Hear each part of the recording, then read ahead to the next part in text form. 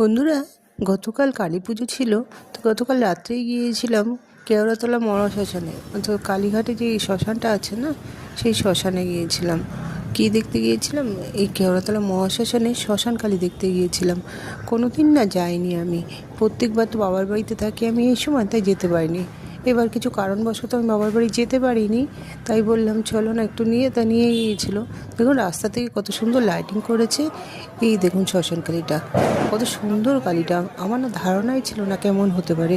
এই যে কেওড়াতলা মহাশ্মশানে একটা পোস্টার লাগানো রয়েছে, খুব সুন্দর করেছে ঠাকুরটা, খুব বড় করেছে ঠাকুরটা। তো সামনে পাশে দুটো কঙ্কাল রাখা রয়েছে, যে পাশে একটা মন্দির আছে। এই দিকটাই শ্মশানটা। আর এইটা দেখুন, এইটা হচ্ছে কাঠের চুল্লি, আর কাঠের চুল্লিটার পেছনে ওই দিকটা আছে ইলেকট্রিক চুল্লি। তো কেমন লাগলো এই কেওড়াতলা মহাশ্মশানের এই ঠাকুরটা, শ্মশানকালী? তো আপনারাও পারলে একবার দেখে আসবেন। খুব সুন্দর করে, কিন্তু এখনও তো সময় আছে।